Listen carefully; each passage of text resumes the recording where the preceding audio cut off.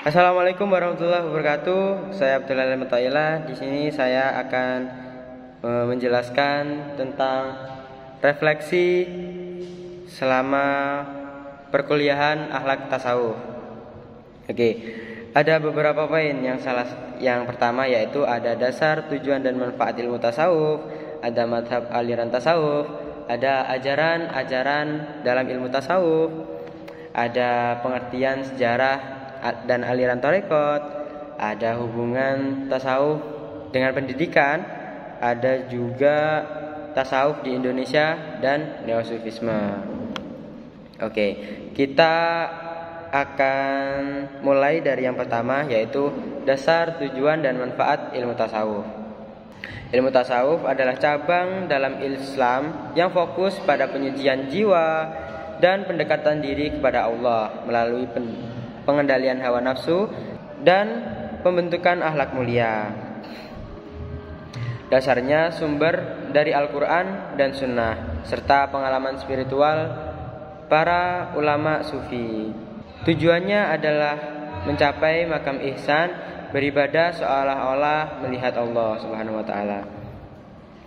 Manfaatnya antara lain yaitu membentuk karakter luhur, ketenangan batin dan kedekatan spiritual dengan Allah Subhanahu wa taala. Terus yang kedua yaitu ada mazhab aliran tasawuf. Tasawuf berkembang dalam beberapa mazhab atau aliran. Di antaranya ada tasawuf akhlaki, menekankan pembinaan akhlak, dan tasawuf amali, fokus pada praktik spiritual seperti zikir dan halwat. Tasawuf falsafi menggabungkan filsafat dengan pengalaman mistik seperti Ibnu Arabi dengan konsep wahdatul wujud. Tasawuf Sunni berpegang teguh pada syariat yang menghindari ekstremisme. Terus yang ketiga ada ajaran-ajaran dalam ilmu tasawuf. Ajaran inti dalam tasawuf meliputi penyucian jiwa, menjauhkan diri dari dunia secara batin, cinta kepada Allah. Terus ada juga tawakal, ikhlas, dan syukur. Proses spiritual dilakukan melalui makamat atau tahapan-tahapan seperti bertaubat, sabar, ridho, hingga fana dan baka. Terus yang keempat yaitu pengertian sejarah dan aliran tarekat. Tarekat adalah jalan spiritual yang terorganisasi dalam bimbingan seorang mursyid secara historis. Tarekat mulai tumbuh pada abad ke-3 Hijriah dan berkembang luas di dunia Islam. Beberapa tarekat besar, Qadiriyah, Naqsyabandiyah, Syadziliyah, dan Tijaniyah masing-masing memiliki wirid, zikir, dan metode suluk yang khas. Tarekat menjadi wahana pendidikan spiritual dan sosial. Yang kelima yaitu hubungan tasawuf dengan pendidikan.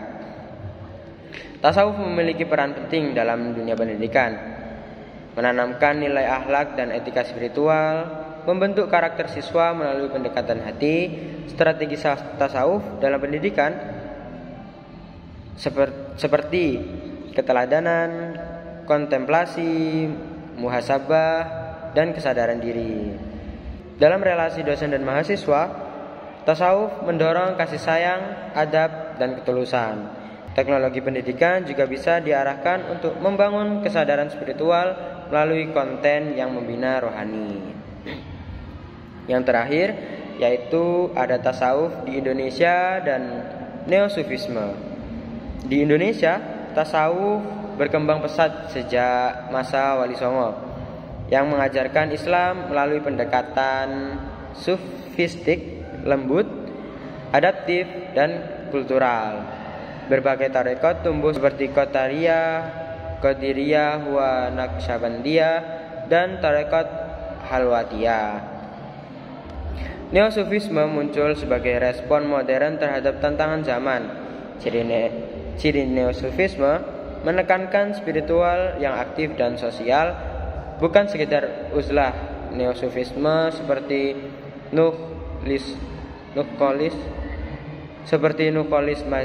Majid dan Syekh Hamzah Fansuri, mendorong tasawuf yang membangun masyarakat adil dan berkemajuan.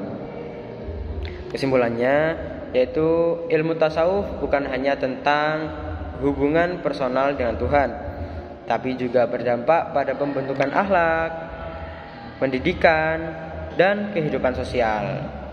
Perkembangannya dari zaman klasik hingga neosufisme membuktikan bahwa tasawuf adalah jalan spiritual yang relevan dan kontekstual sepanjang zaman.